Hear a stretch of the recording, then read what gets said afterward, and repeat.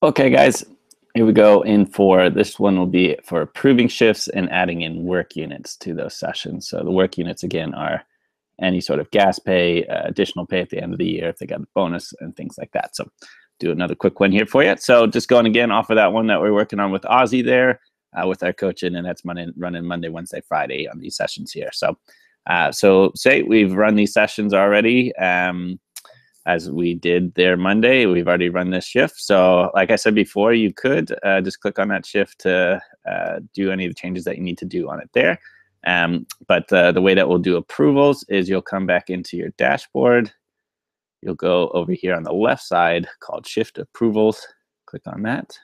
And in here will be all the shifts in here. So Aussie's is a little set up differently right now because it's got all these old shifts that we have in there from before.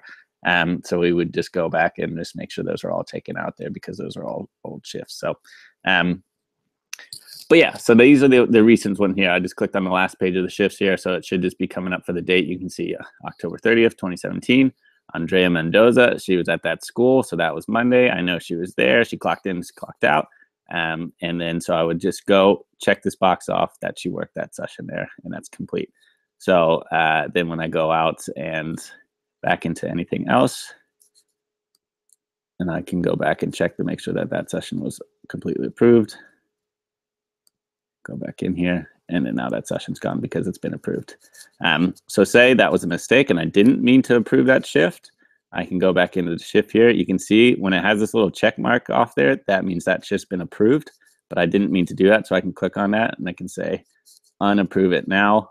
So that way they're not getting paid for that shift there. I can just unapprove that shift and just save and close it there. And it should unapprove that shift there. Looks like it's working a bit here, going a little bit on the slow side. But yeah, so that's how you unapprove a shift. So we have multiple shifts in here. So again, if you're going into your dashboard, you go to your shift approval and you'll just go through and check off the ones that they've done. If they haven't worked that session, so say Andrea missed that session, you would actually click on the session like I just did there. So just click here or anywhere just on this section here. You would click on it and you would uncheck this box here and hit save and close. It will still have this little box marked here because, again, it's just checking off that session there that it's either been worked or hasn't been worked. But see, again, if you click on it, you can tell that hasn't been worked. Save and close, and you can go somewhere else, and that shift will be gone. So that's saying that that coach didn't go here. So another thing that is nice that we can do with these shifts is you can actually click on them and label it that we do X's and R's now. So X is the coach's miss. So X1 called out sick. I would save and close that. And then when I was looking at my shift approvals, actually it won't show up there because I already unapproved it. So just let me go back in here and change it real quick. Why is it not letting me show up there?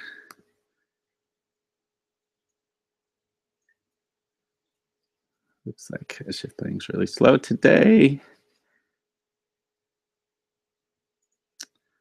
Anyways, so if I was going back into the shifts here, you can see some of Aussie's has it set up already with these X's in here that it will show up. So you can see there's X's that show up there. So that gives you an idea that they didn't work that shift, and you can just mark it as not worked there, and then you save and close it.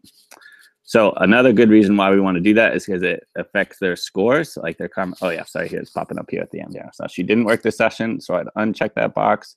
That little note just tells me, okay, yeah, she called out sick there.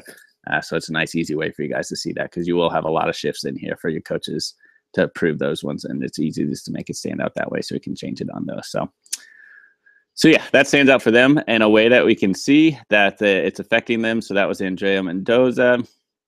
We just go back and click in here and went to staff, click on her name, and you can see that she was absent for a session there. And they have karma scores, which basically is like how well they show up to the session, did they clocking in, clocking out, all those sort of things. So if they're missing session or things like that, their karma score is going to go down there. So it's a way that you can kind of see what their ranking is. So if they miss those sessions on their end, those will start going down. So yeah, that's how you can approve shifts and change shifts there.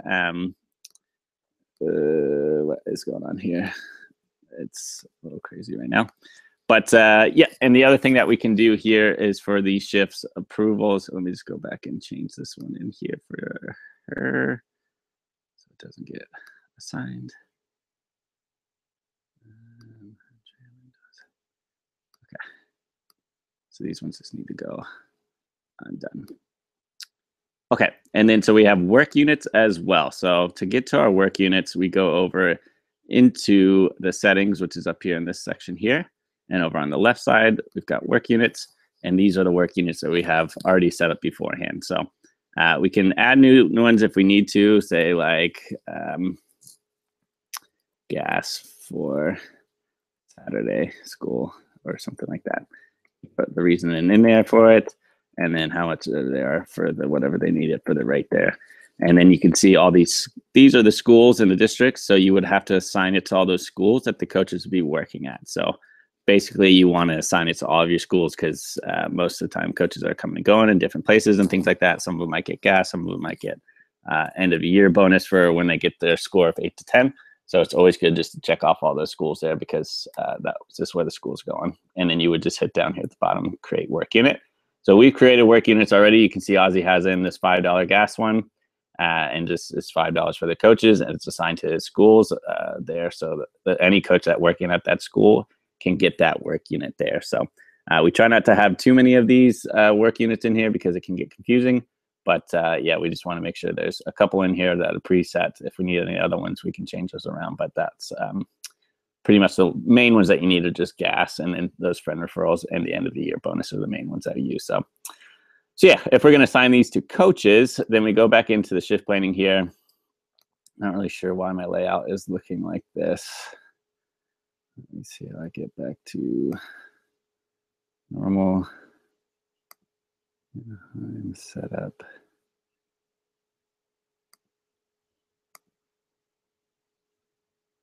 Let me just log out. Log back in real quick. Sorry about this one, guys. Again, this was just your login here, AussieC2Csoccer.com. C2C Soccer. Reset back to normal settings here for me. Okay, cool. Yep, so we're back to normal here. Yep, so these shifts are in here approved. I'm going to unapprove these real quick because they don't need to be approved. We also need to delete those out. Unapprove your shifts. So, and say she on Friday, or she gets gas for all these sessions. So we're going to approve our shifts for our coaches. So I click on this one session. It's always good to do it at the end of the week when you're approving your shifts. Up here in the top right, there's these 3 little dots. You click on that and you see the first thing that pops up is assigned work units. Click on that and then it looks like this. So this is where it kind of confuses people sometimes. You don't really see it, but you have to click on the coach's name.